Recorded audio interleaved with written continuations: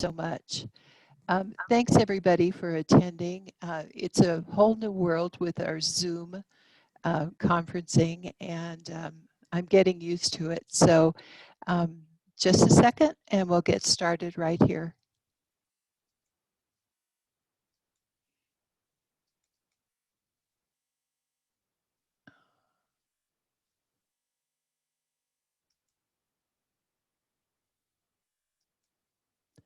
Okay. Thank you so much again, and thanks to the Ignacio Community Library for hosting. It's really wonderful to be part of the History Live program and also to share information that we are learning about the Iglesia de San Antonio, the Tiffany Catholic Church. I'd first like to acknowledge our project funders. History Colorado State Historical Fund have provided grants, as well as the Ballantyne Family Fund. And we acknowledge the generous donations of the parishioners from St. Ignatius Catholic Church. Without these contributions, we wouldn't be starting the project.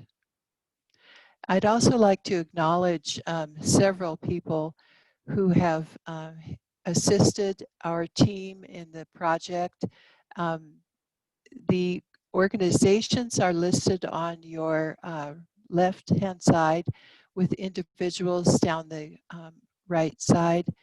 A real shout out to all of the church members who are helping make decisions and work through the project. The goals of the project, and these are general goals, to restore the church using the best practices. And the church was built in 1928, so its 100th year Mass will be 2028. So that's a good goal to shoot for, to have a restored church for the 100th Mass in 2028. I'd like to just give you a little bit of information about the project steps. It's a combination of assembling a lot of sources of historic information from research materials, genealogical records, from church members, from documents and photographs, and also to record and photograph the church in its before condition. And then, of course, the restoration of the church. So often with the restoration of a building,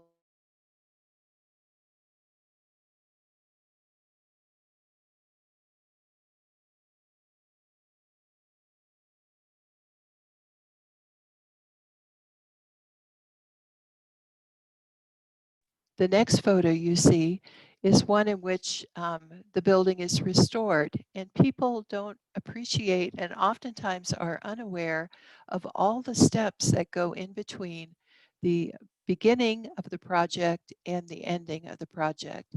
And assembling historic information to provide suggestions and information about how to restore the church in the most authentic way is very, very helpful.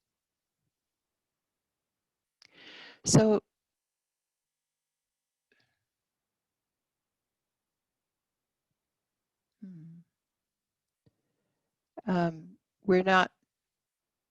we don't seem to be advancing here. I think we might have a technical issue.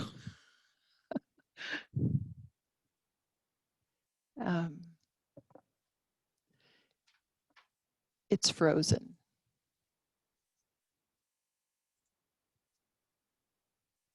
What did you hit?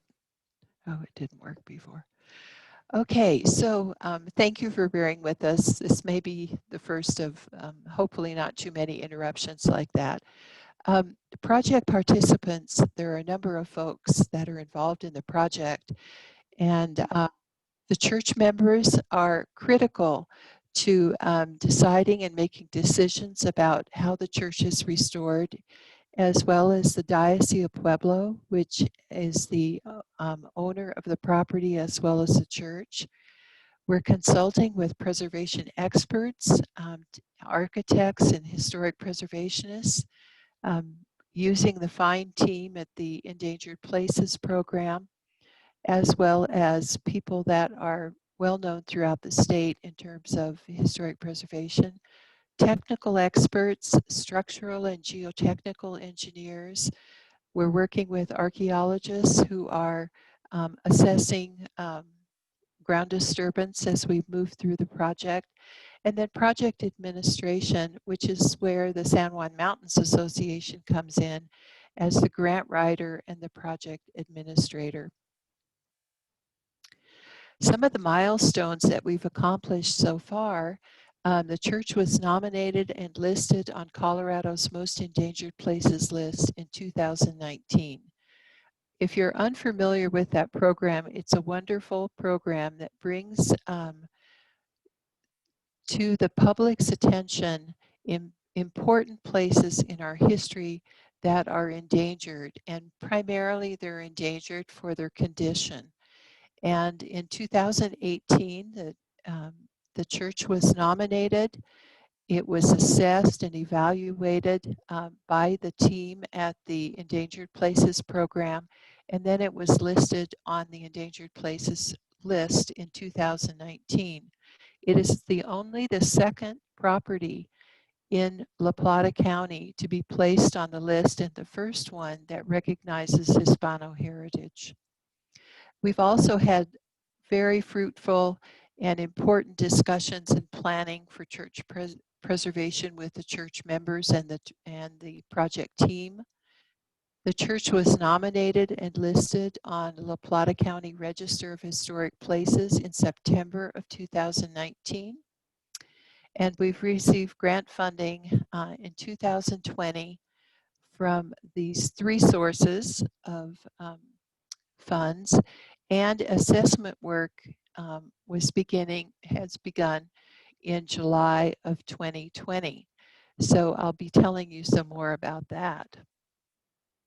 First, I'd just like to say a quick, brief few slides on settlement in the area and the church's history. We are obviously concentrating on the most recent history of the church, but a little bit of background here. For an overview of settlement in the 1890s along the San Juan River, we see people coming into the area primarily to reach the San Juan Mountains because of the mineral wealth there and the mining that will be taking place there. So in the 1870s, people are making inroads to come into the area. Also, the federal government and companies are conducting surveys for the rail route, which follows the river and goes right through Tiffany. And so small settlements along the San Juan River are being established, as you see in Blanco, Largo, Los Pinos, Rosa, Turley, and Los Martinez in New Mexico, where in Colorado we have settlements at Arbolís, Gato, which is Pagosa Junction, Juanita, Caracas, and Trujillo. This map will show you some of the locations. We have Pagosa Springs up here, Bayfield, and Durango. And here is the river coming down, the San Juan River comes down here. Juanita, Pagosa Junction, Caracas, Arbolís, Allison, and Tiffany. And so the railroad route goes right through here on up to Ignacio. Tiffany was first named Soledad, which was a name that was given to it by the Denver Rio Grande Railroad in 1881 when the railroad was pushing through that area. And the first development in Tiffany were railroad facilities that included a depot, section house, warehouse, and some stockyards. And not long so in 1881, the railroad is coming through. In 1899, the area is open for non-native settlement. It had been native reservation. So we start getting settlers coming in, and between 1900 and roughly 1920, we see the beginnings of mercantile, general stores, post offices, livery, the Abeta Dance Hall, and a bank, and also a school at Tiffany and the Catholic Church. In 1909, Tiffany was platted by John Tiffany. So the name was changed from Soledad to Mr. Tiffany's name. And he laid out these blocks of lots, and the streets, with the exception of Main Street and Turner, and Tiffany, named after him, these are fruit streets, apple, pear, plum, peach, and berry, with the idea that this would become a fruit growing area. So Main Street on the original plat is where County Road 321 goes through today, and the lots for the church are up here. This happens to be a little sketch map of present-day Tiffany, done a couple of years ago. The dark squares are existing buildings, and the light ones up here, which has burned down, and this one are gone. So here's the church up here, a general store and a livery down here, a mercantile over here, and the warehouse that was affiliated with the mercantile and the railroad. The railroad came right through here. A couple of photographs of Tiffany. This is looking to the northwest, and you can see that here is the warehouse, which still exists today, and the mercantile here. And then this is the route going to the northwest. This is the Tiffany Mercantile in about 1950, and it is a private home today, but you can still see that it looks pretty much as it probably did early on. This is a photo to the looking south with the livery and general store. The railroad would be way down here, and this would be a street coming north, one of the original platted streets. This is the location of a building that was the Abeta Dance Hall. It was a social center for Hispanos, and also some historic documents indicate that early services, church services, were held there while the Iglesia was being constructed. It's built of adobe. The front of this was altered because big sections of the wall were cut away by the owner of the building at the time this photo was taken, which was about 2006, because he had a boat inside. But unfortunately, a fire started and this building burned down and is no longer in existence. So we mentioned that the Iglesia de San Antonio was built in 1928, constructed of adobe bricks. It has Gothic style windows, so they're kind of pointy arch style windows. It has a very beautiful detailed bell tower. It contains original wood stoves and an organ. And up until this year, they were holding an annual mass. This year's was postponed until next year because of COVID. And then in 2019, it was placed on Colorado's most endangered places list. And we're talking about its restoration efforts. So here's a photo taken looking to the southeast. You can see what a beautiful little church it is with a cross on top. And the windows are, these are the Gothic windows with the pointy tops, and that's mimicked up here by the window that is over the entrance, as well as on the first tier of the bell tower, the louvered openings up here. This is a photo from 1995. It was taken for a book, and this is unfortunately not a good quality, but it is a photo out of that book. Some of the changes between 1995 and what we see today is the gate is changed. There's the fence is very different. Also, what was struck me was how dark this part of the bell tower was. So that must have been stained rather than painted in the past.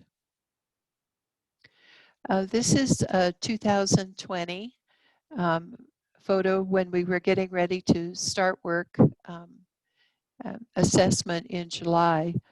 One thing I noticed, I'm going to go back a moment.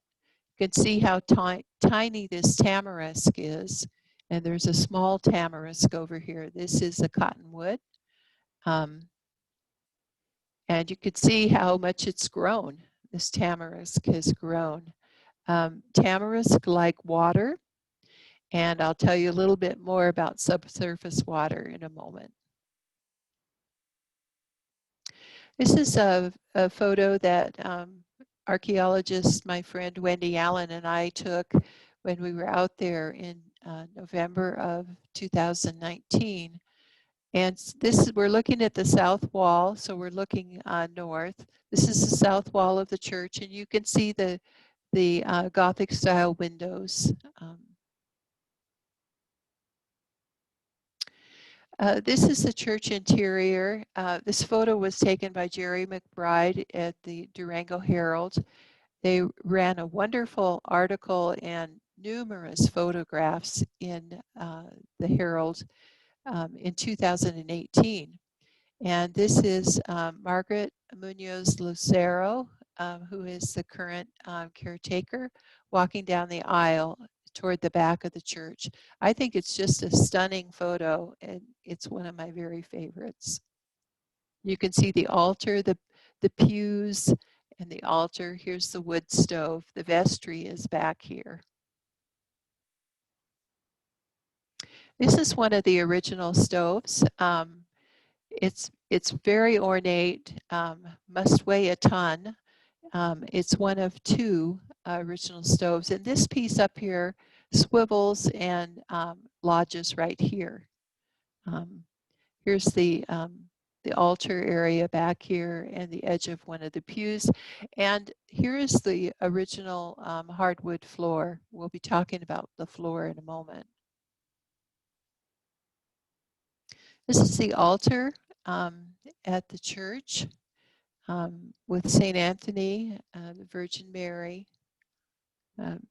It's really, the church is maintained in a wonderful way. It's all original, and it's really been lovingly cared for by the caretakers. Here are Margaret Munoz Lucero, right here, is a current caretaker, and Romela Munoz, her mother, is a former caretaker. And there have been several local families that have taken good care of the church, including the Olgan family, Lopez, Lucero, and Munoz families. So it's been very well cared for. I mentioned that the church was made of adobe blocks, and I wanted to put this picture in. It's one that I came across in a book. You don't see this very often, but this is church members making adobes in the San Luis Valley. I think San Paulo is where they're from. And they're putting the mud into forms, letting it dry. And this is the traditional way of making adobes. And back here, you can see these are out of the form, so those are drying.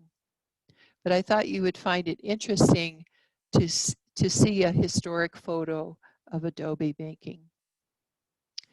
So we met, part of the project was to conduct a field study. So the work that's going on right now is a field study to assess what the issues are at the church. so that solutions can be proposed and work can be done to address those problems. So there's an architectural assessment to identify the problem areas relative to architecture, and a structural on-site evaluation of the building foundation and the walls. A couple of years ago, Mrs. Munoz Lucero and I, along with architect Michael Bell, walked around and looked at the church with an informal sort of eye from Michael Bell's perspective, who has worked with architecture for years, on what he thought might be some of the issues. And he thought foundation and walls were critical. And so we wanted to be sure that that was included in any study. Also, geotechnical testing to understand the soils and the subsurface characteristics of those soils. Some soils are harder.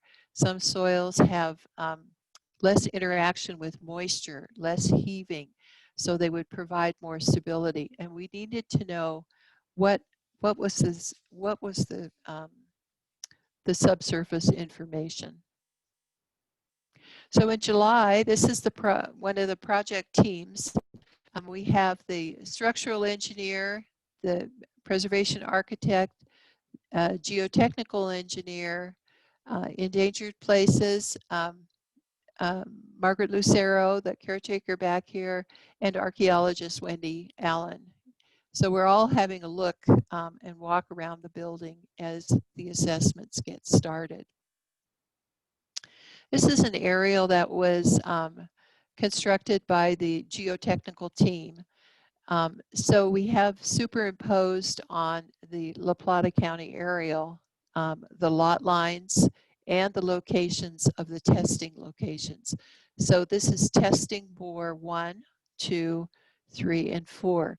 So these were diagonally off the corners of the church by about 3 or 4 feet.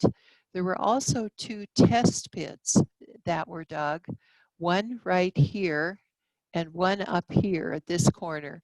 And the reason for that was to understand the geometry of the foundation. This is the rig getting ready to move onto the site. This is Delphine Lucero, who is assisting the team to get the rig onto site. And here they are set up and they are boring their first hole this is off the northwest corner. So there's this huge drill that's going down, and they went down to about 21 feet in each of these test locations. This is the exposed concrete foundation and stem wall down here. And that was exposed by the test pit. And even though these were very small excavations, they were monitored by an archaeologist just in case there was something that we would discover, and the archaeologist provided a report on that. And what we did, the artifacts that we did find were a little bit of window glass and a couple of nails, and those were put back in the test pits when they were backfilled. Here's the drilling rig getting ready to do another drill, and this is off the northeast corner. This is the rear wall of the church, so it's the east wall, and so they're doing a boring there. This is the test pit along the south wall. Here's the southeast corner here. You can see all the erosion and deterioration of the stucco over the wire lath, and beneath the wire lath is the adobe blocks. And here's, this would be the easternmost window on the south wall. So what were our subsurface findings? The subsurface soils are, the surface soils are a mix of sandy clays with gravel and cobbles. And they have there was not a lot of moisture on the surface, but at this time it was relatively dry. From 2.5 feet to about 5.5 feet, the soils were a weathered clay stone that had quite a swell potential for moisture and was not very dense. At depths of about 10 to 11 feet, a harder clay stone formation was encountered. And the reason this is important to know is because in how you stabilize the foundation of the church, you need to have the most dense, the hardest stone, soil formation that you can work with. Subsurface water was encountered, and it was encountered at the northwest corner and the southeast corners at, I'll just go back here a minute. So subsurface water was encountered here and here, and this was at about 5.5 feet, and this was at about 16 feet, but no subsurface water was encountered here or here. So this could be lensing, that water is caught in cracks or in void spaces because it's much shallower than over here. But they're uncertain about that.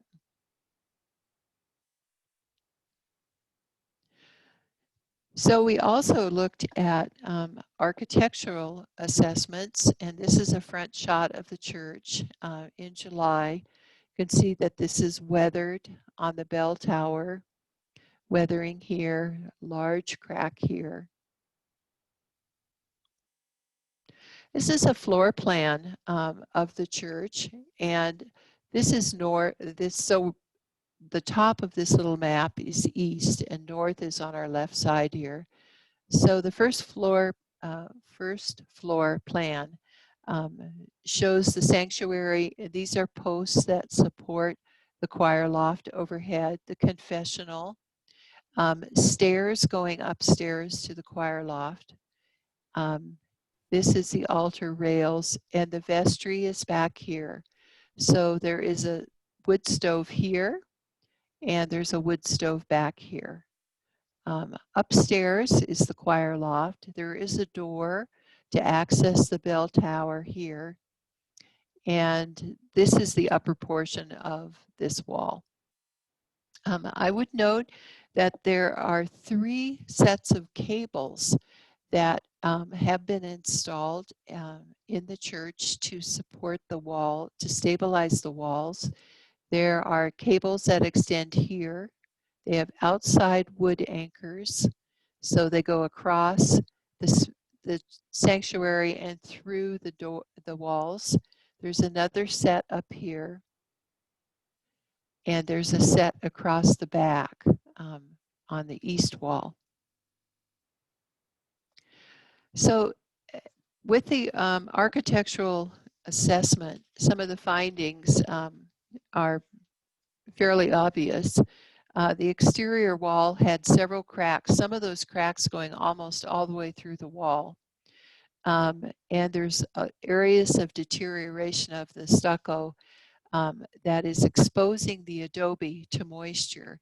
And the adobe is much softer than the stucco. So as moisture gets in there, there's further deterioration. There are some historic rose bushes. They're yellow, they're very beautiful, and they are associated with St. Anthony. And they are planted at the front of the church, and they are interfering with the foundation and the steps going into the church. There was stucco analysis that was done. And this analysis, the purpose of it was to analyze the components of the stucco, the composition, so that that original stucco could be duplicated for patches and repairs. And the analysis that was done shows that the stucco was cement, lime, sand, and pigment binder mixed with quartz, and the quartz is local to the area. So when they were mixing up the stucco, the original stucco, then that was from materials very close at hand. The paint was also analyzed to determine the layering of the paint and also the original paint color. And there were, I think, 4 samples that were taken of the paint. So a note on sampling, there's some assumptions that are made. You're assuming that your sample that you have taken is representative of the walls and the area. And the samples were then looked at in cross-section under a microscope to determine the stratigraphy of the paint. The paint analysis indicates that the original color of the exterior of the church was a beige color, and then a light blue was applied, and then pink, the current pink. And they did some testing to age the paint, and the blue and pink colors are post 1950. And that's based on an infrared firing. And I'm not a chemist, so I'm giving you the cliff notes on that. But they were able to determine that the paint would be 1950s. So let's look at some of those examples. So here's the south wall up close, and you can see here's the deterioration. That little pit I showed you was right here. Here's the deterioration along the south wall. Here's deterioration here and here as well. These wood pieces are the anchors for the cables that I mentioned. There's a chimney and then the metal roof. Here is a detailed photo of one of the windows. First, let me mention the style of the windows. So these are the Gothic windows with the pointed arch. And you have to actually see these windows up close to really appreciate the beauty of the windows. This is a curved piece of wood and another curved piece of wood. And that took some doing to make that. It's a very fine piece. It must have been soaked to bend the wood and to construct, these are called moutons, in between the panes of glass and the exterior frames. You can see the peeling white paint. You can see the blue paint underneath the pink paint. And also these cracks where moisture is getting in. Here's a close-up shot. So here's the adobe block is back here. The wire lath is on top of that, and then the stucco plaster has been put over that. This is deterioration on the north side, which is not as bad as the south side. In part, because it's not so exposed to the sun, I would believe. But it is less on the north side. This is the east or rear wall of the church. Large cracks back here. These are 2 windows that open onto the vestry, and then this door, which I don't believe is operable at this time. This is another photo showing you the paint layers around that are exposed around the window. But also I wanted to show you these appliques. They're decal-like that have been put on some of the windows. And the architect said she believed that those were hand painted. A couple of slides showing you some of the colors. This is the earliest paint color. One of the things that the paint analyst team did was they provided us with information about current day colors that are the closest match. So that's where Benjamin Moore comes in with its Winthrop peach. But this was the according to the paint analysis and those samples, the original exterior color of the church. And then on top of that, we had the blue and then the current day pink.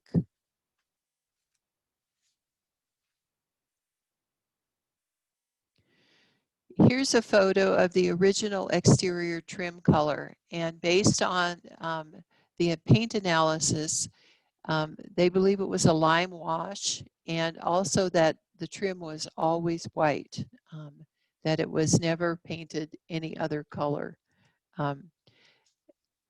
The 1995 picture of the church, the bell tower, which was not sampled because these paint samples were from easily accessible paint. The paint on the 1995 picture of the bell tower suggests that maybe that bell tower might have been stained at one time because it's much darker and clearly not white.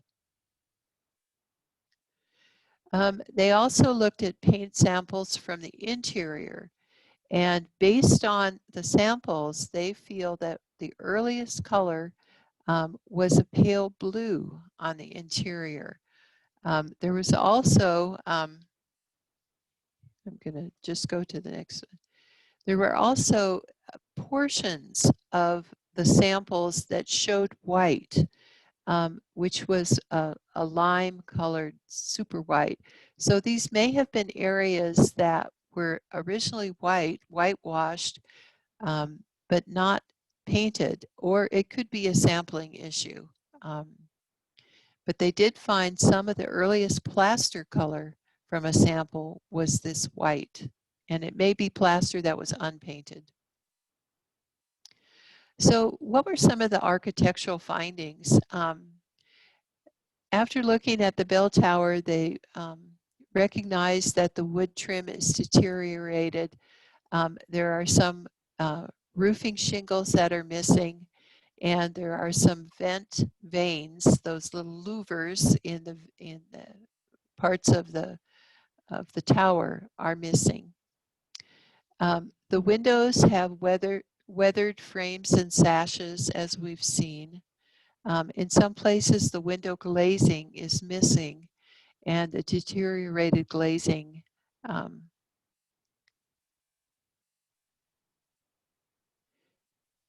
and the glazing has deteriorated. I'm not sure what I mean by that is local to the area. The front doors were weathered and in poor condition. The north door is original and the south door is a replacement. They felt the interior was in good to fair condition, with most issues that are related to structural issues, so that once the structural issues are addressed, the other remaining interior issues would be addressed as well. So here's the south side of the bell tower. You can see that here are the shingles. This is board. These are the vent vanes that they were talking about, some being missing. Actually, there aren't too many missing on this exposure. And there's a shingle roof here. The original roof on the church was shingled, and then the main body of the church and the entryway here had a metal roof put over. But I don't believe the metal is on the bell tower.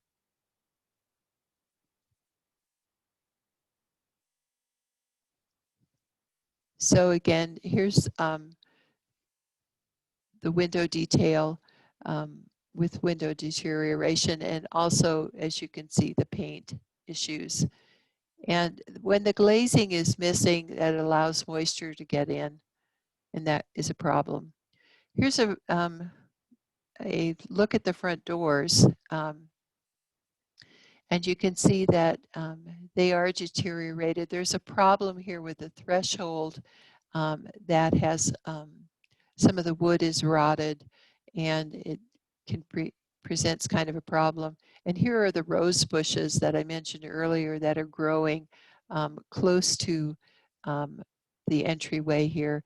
And the roses are historic, so those should be moved and transplanted to another spot where they're not going to interfere with the foundation. Also, just to show you one of the interior issues, this is the door of one of the doors of the confessional. This is the choir loft up above, one of the posts that showed in the little floor plan map. But you can see that the railing is pulling away from the north wall, and this is the north wall, because the north wall, the church walls are relatively unstable. Here's one of those cables that goes across and is anchored, goes through this wall and is anchored to one of the wood pieces outside there.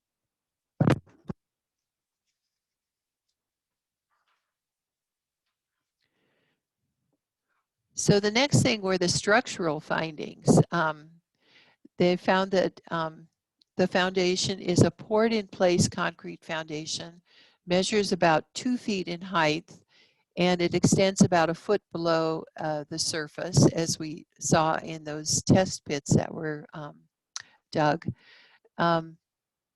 It's interesting because if the concrete was poured in place, then they mixed the concrete close to the actual church building. The foundation supports adobe block walls that are about 18 inches thick. So the adobe extends across the foundation the full width. And as I mentioned, the walls are covered with wire lath and stucco plaster. The interior was just a stucco plaster. The floor of the church was an interesting revelation to all of us. We were interested to know what the subfloor framing was. And so some little windows were cut into the floor to look. And the floor is on joists that run between the north and the south walls, the two long walls. And those joists rest on wood members that are adjacent to the exterior wall and on a flat laid wood member along the center line. The floor is not connected to the foundation. So it's not anchored into the foundation, but is in effect a floating floor. There's approximately only 8 to 12 inches between the subfloor and the ground surface. So it's very, there's not a crawl space underneath. It's a very short distance. And the subfloor was diagonally laid, and then the present historic wood floor is laid east-west on top of that. Here's one of these little windows that was cut to look at what the subfloor framing was. And here are, you can see, here's the original hardwood floor going this way. Here's one of these east-west, north-south joists that the floor is resting on. And here's one of the diagonal subfloor members here. That was really important for understanding the foundational issues for the church. So their findings were that several cracks in the foundation wall around the perimeter are due to settling, and most of the settling is in the northeast corner of the building. And that's visible when you're inside, particularly in that corner of the vestry. The north, east, and south walls are leaning outward, and that's due to the pressure from the roof and some foundation settling. The deterioration of the stucco on the walls allows moisture to penetrate into the adobe, and the drainage around the building is directing water toward the building rather than away from the building. So here's that northeast corner where there is more settling that you can see here. And in this photo, you can't really see that the walls are leaning outward, and it's very subtle, but the structural engineer determined that they were. Oh, and just a note here, this is the back side of the tower, and this is where a lot of the vent vanes are missing, and birds are getting into the tower. So these are the recommendations, and I want to say a word about recommendations. The report was just delivered to us in about the last week, so we have not had a chance to talk about the recommendations, and no decisions have been made whatsoever. But these are the recommendations of the folks, the experts that were out on site. The key number one recommendation is that the foundation needs to be stabilized. And the way they suggest doing that is something called helical piles or piers. And these are long rods that are, depending on the need, the diameter can vary, but they can be from three inches to a foot in diameter. But these are rods that are sunk into the ground and spaced, as the structural engineer is recommending, 4 to 6 feet apart, and they're alternating on the exterior and the interior. And there are ties between these rods that help to stabilize, or as he puts it, sandwich the foundation. So that's probably their key recommendation. A second one is to install a drainage system which directs the water away from the church. And so that would take care of runoff from rain or snow off the roof, and funneling it back into the foundation where it can cause harm. The recommendation, and this is a rather drastic one, but the structural engineer recommended that the back wall of the church be demolished and rebuilt. It's leaning outward, and he felt it was almost to the point where it would not remain upright. It's not a bearing wall, and he recommended that the church members consider that.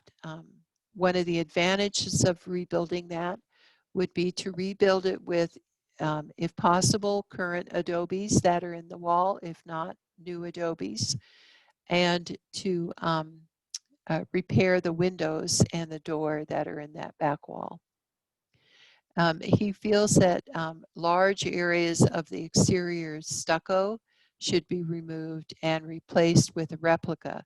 The stucco analysis that was done for the project would provide information on the composition of the stucco that would replace the existing stucco. They also recommended, relative to the floor framing, that the original current visible hardwood floor be removed and stored, while the floor framing is removed and a vapor barrier is put over the soil. The vapor barrier could be gravel or plastic or a concrete slab on grade. And then the new floor framing be installed over that barrier and tied to the foundation. There are some existing floor vents along the north and south walls that need to be restored to provide airflow into that area. And then the historic wood floors should be reinstalled, the ones that we see today. This is a photo of one of the subfloor vents. There's 3 on the north wall and 3 on the south wall, and that there's only 1 on the east wall, but that's for airflow in and out, and they feel that that's very important. That should be restored. The architectural recommendations are that the exterior walls, after stabilization, to restore the stucco. For the bell tower, replace the damaged siding, the trim, the vents, install new composite shingle roof on the tops of the upper and lower tiers, and then sand the old paint and repaint. For windows, repair the damaged areas with epoxy or a wood piece that's been shaped and formed for that section of the wood. And that's primarily on the frames and sashes. To remove the deteriorated window caulking and replace that, and then repair and sand and repaint the windows. On the interior window recesses, which are about, they're about 18 inches, they found that the original window recesses were stained rather than painted. So sanding that paint and restaining that was one of their recommendations.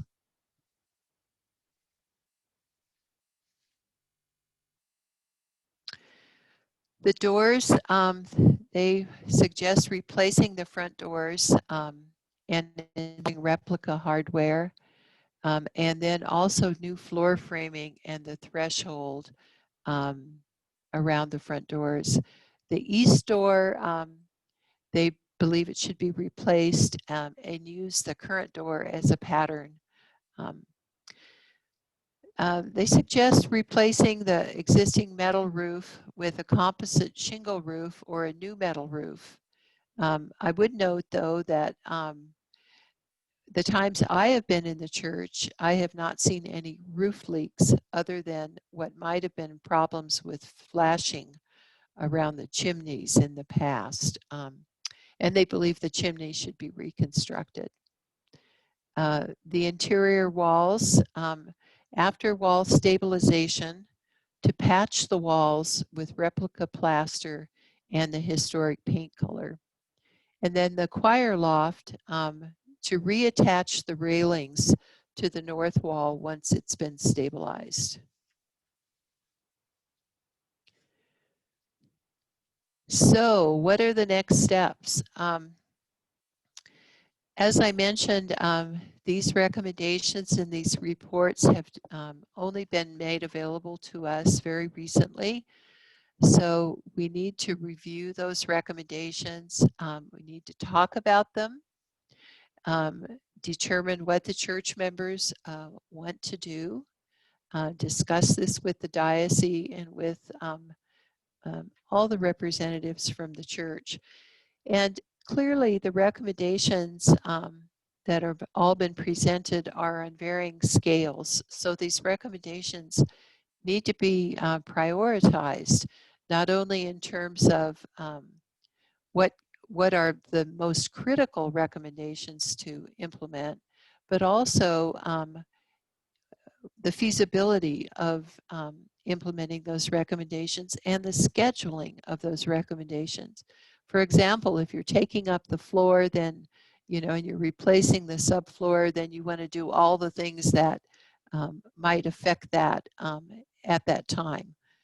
So scheduling all these work tasks really means developing a course of action on how this is going to what the church members want to do and how it can be done.